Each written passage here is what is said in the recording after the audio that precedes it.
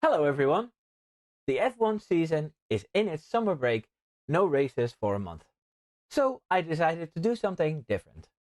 I made two early prediction videos before testing even started, and I thought it would be fun to visit one of them at the halfway point to see how wrong I was, or what I had right. So enjoy this reaction video. I'm Wimbo. Here's 3 seconds to leave a like and subscribe. Hey, how's it going? I discovered a great F1 content creator from Ireland, and he did a prediction video with some really funny and different takes on things. This inspired me to do my own version. I'll leave a link to his channel in the description. Sorry about the poor sound quality, this has improved a bit since then. Wheel Sports has become a real friend after this. We talk about YouTube and editing all the time. Okay, let's continue. 1. Surprise of the season. Nick De Vries. I think AlphaTauri will find their way up a wee bit again, and this will allow De Vries to score more points constantly. No major shocking results like podiums or even top 5 races, but a consistent haul of P9, P8, P7. Those results will surprise people, not me. De Vries has driven a lot of different types of cars, and even if he's a rookie, he's 27, so he has loads of experience under his belt. And he's Dutch. And as I like to say, if it ain't Dutch, it ain't much. Well, we're off to a great start, aren't we? De Vries lasted 10 races, scored no points whatsoever. It's safe to say that he is Dutch, but in F1, he wasn't much. 2. Crash happy team. The team with the most crashes will be Williams. And it won't be Alex Albon doing most of it. My prediction is that Logan Sargent will be a Latifi clone. Combined with a very poor car and minimal guidance, I see quite a few yellow and red flags caused by Sargent. I feel he received that seat to fill in a need for more US presentation, and it was practical to put a Williams Jr. forward in a Williams seat. I don't think I was wrong about Williams crashing the most. Logan Sargent crashed in FP1 at the Belgian GP. He spun and didn't finish the race in Hungary, and crashed in the Spanish GP in free practice 3 and during the sprint in Baku, and crashed into Nick De Vries in Australia. Albon had a huge crash during the race in Australia and caused a red flag during FP1 in Monaco. I know one team that crashed more, but they were more unfortunate most of the times. More about them later. Most unreliable car. The 2023 most DNFs will go to Alfa Romeo. The Ferrari engine in a car made by a team in transition to greater things is a combination that just won't work. So prepare yourself for great qualifying laps from Bottas and Zhou, and then not even finish the race. We saw signs of this last season as well, and it won't get better with all the plans this team has. So I was off on this one too. Zhou and Bottas had lots of no points finishes, but only Zhou DNF'd once. Bottas finished every race. I have to say, during my research I discovered that reliability is actually pretty good overall. Only Magnussen DNF'd twice due to problems. Ocon DNF'd 4 times, but mostly through accidents, half of them with Gasly involved. Although it has to be said, nobody was to blame really. That's why I don't have them as the most crash happy team. Silly season prediction. This will be my wildest prediction, as predicting the silly season is the hardest one. So here goes, and we'll have a laugh about it later. Sainz will leave Ferrari for Red Bull. Yep, that's right.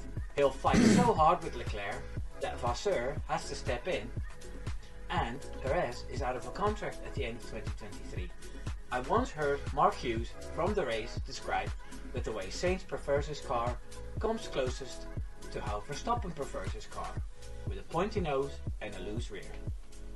I think it would be a dream pairing to have 2 drivers with the same type of driving style. Vasseur will then bring Bottas to Ferrari to be wingman again, and then Perez will go to Alfa Romeo. 5. Well, I've changed my mind on quite a few things, but you'll see that in the mid-season silly prediction video. So far, except De Vries replaced by Ricciardo, nothing really exciting happened yet on the silly season front. There are plenty of rumours, and it is true that Sainz and Leclerc aren't always happy with each other, or that Sainz isn't happy with the strategy from the pit wall. So, to be continued. 5. Worst team. Williams will still finish last, but with more points than last season, all scored by the wonderful Alex Albon. Not much else to say about that. If you're enjoying the video, please subscribe. You can be part of the... So, AlphaTauri is the worst team, and I honestly didn't expect that one. I was right about Williams scoring more points, and it being Albon that was scoring them. Williams is looking more and more promising. The elite group that followed me when the channel was only small. Oh, and by the way, we have over 500 subscribers now, about 400 more than when that video was made. So thank you all very, very much. 6. Best of the rest. Alpine will score the best of the rest trophy. The only thing that was in their way last season to be best of the rest was reliability. I feel they ran especially Alonso's engine at full blast to see how it would cope. With that information implemented and 2 decent drivers, we'll get them to P4. All that noise about Ocon and Gasly fighting won't happen. Alpine is led by Rossi, who is a little dictator, and he won't stand for any nonsense. Number 7. Alpine and Laurent Rossi and the rest of Alpine have all gone. They are currently P6, and I think McLaren in P5 is actually more best of the rest, because Ferrari, Mercedes, Red Bull and Aston Martin are the 4 top teams. It's going to be interesting to see how everything will develop. World Constructors Champion. Red Bull will cruise to another Constructors title. With their new lightweight chassis and the best balanced pairing on the grid, they'll score double podiums regularly.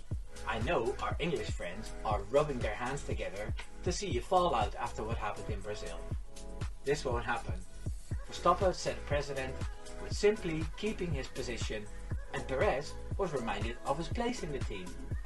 It's been discussed, and I'm sure it is all in the past. I'm sure it's disappointing for many to see a dominant team again, but Adrian Newey just built the best car.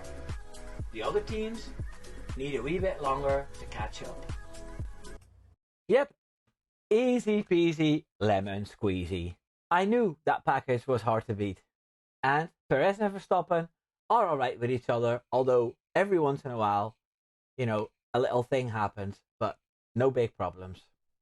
Okay, let's continue. Number 8. World Driver Champion. Obviously, Max Verstappen again. I could go into detail why Verstappen has that 3rd title in the bag, but I still want to make a video about it, so you're gonna have to wait. Thank you for watching. Let me know in the comments with everything you didn't agree on, or if you want to add something, go right ahead. Take care now. Doei doei. So, as you see, I was right again. Max Verstappen is cruising to his 3rd World Championship. That wasn't too hard. I did make that video about Verstappen, and you can watch it here. I really hope you enjoyed my first reaction video. And if I get a good response on them, I'll probably make some more. Take care now, everybody. Doei doei.